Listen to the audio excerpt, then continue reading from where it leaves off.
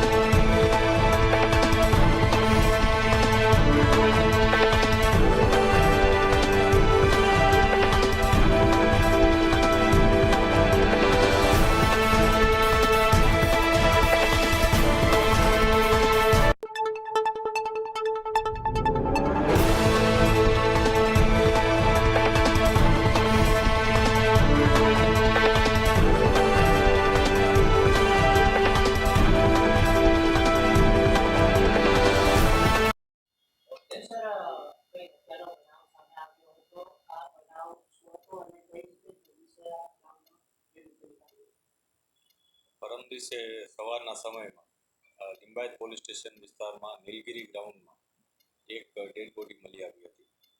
આ dead body એક મહિલાની હતી।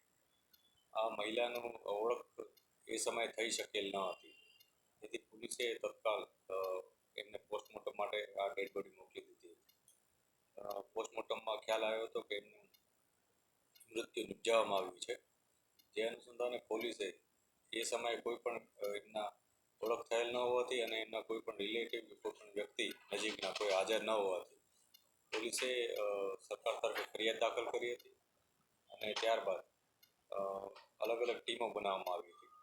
આ ટીમોમાં સ્થાનિક પોલીસ સ્ટેશનની ટીમ ઉપરાંત શહેર ક્રાઇમ બ્રાન્ચની ટીમમાં પણ સામેલ હતી। આ બધી ટીમોએ ટેકનિકલ સર્વેલન્સ, સીસીટીવી ફૂટેજીસ અને ખાનગી બાતમીદારો મારફતે જુદી જુદી જગ્યાએથી ઇન્ફોર્મેશન કઢાવવાની શરૂઆત કરી હતી, જેમાં શરૂઆતમાં અમારા માટે સૌથી મોટો ચેલેન્જ આ ડેડ બોડી ન ઓળખી શકાવાનું હતું અને ત્યારબાદ અમે અમારી ટીમોએ અલગ અલગ જે ઇન્ફોર્મેશન મેળવી એમાંથી છેવટે અમને આરોપીનું પગેરું મળ્યું હતું। આ આરોપીનું થોડીક પણ માહિતી મળતા પોલીસે જે તે સ્થળે જઈને આરોપીને પકડી પાડેલા। ત્યારબાદ આરોપીની વિગતો મેળવી હતી, જેમાં અમને માહિતી મળી હતી કે જે મરણ જનાર વ્યક્તિ છે એ બેનનું નામ હીરાબાઈ છે અને જે આરોપી છે એનું નામ ગોરખ કથ્થુ મહાલે છે, જે બંને ઘણા વર્ષોથી એકબીજાના સંપર્કમાં હતા। છેલ્લા 20 વર્ષથી એકબીજાના સંપર્કમાં અને બંને વચ્ચે પ્રેમ સંબંધ હોવાની માહિતી આરોપીએ અમને આપી છે। અમે તમામ માહિતી અત્યારે વેરીફાઈ કરી રહ્યા છીએ। આ બનાવમાં જે આરોપી છે એને આ બેનને સાથે કંઈક પૈસા બાબતે અને બીજી કેટલીક બાબતોએ ઝઘડો થયો હતો, જે અનુસંધાને એને પોતે આવેશમાં આવી જઈ અને આ બેનની હત્યા નિપજાવી હતી અને બાદમાં પોતે ત્યાંથી ફરાર થઈ ગયો। પોલીસે ખૂબ જ મહેનત બાદ આરોપીને ઝડપી પાડેલ છે અને આરોપીના જે નિવેદન છે એ લઈ અને અત્યારે એની અરેસ્ટ કરવાની તજવીજ ચાલુ છે।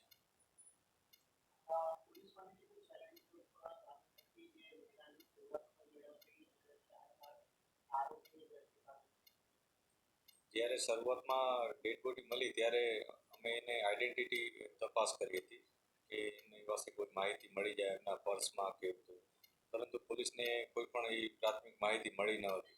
એટલે કોઈ પણ વર્ણ ઓળખાયેલી વ્યક્તિ એનું ડેડ બોડી જ્યારે મળે છે ત્યારે ખૂબ જ ચેલેન્જિંગ બને છે, કેમ કે એની આસપાસ સંકળાયેલ લોકોનો સંપર્ક થઈ શકતો નથી.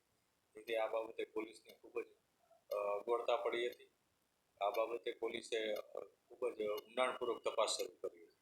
જેથી આ જુદી જુદી ટીમોએ ટેકનિકલ અને હ્યુમન રિસોર્સ બંને મારફતે એકસાથે ખૂબ જ વધારે પ્રમાણમાં માહિતી ભેગી કરી અને કામગીરી કરી. હવે આણે જે અમને સ્ટોરી કીધી એને અમે એકવાર ક્રોસ વેરીફાઈ કરશું. પછી એકચ્યુઅલી ટીમોએ બહુ મહેનત કરી. અમારો ચેલેન્જ એ છે ઓલી પણ મેરી એનો પતિ બસ સાહેબ બંને છે.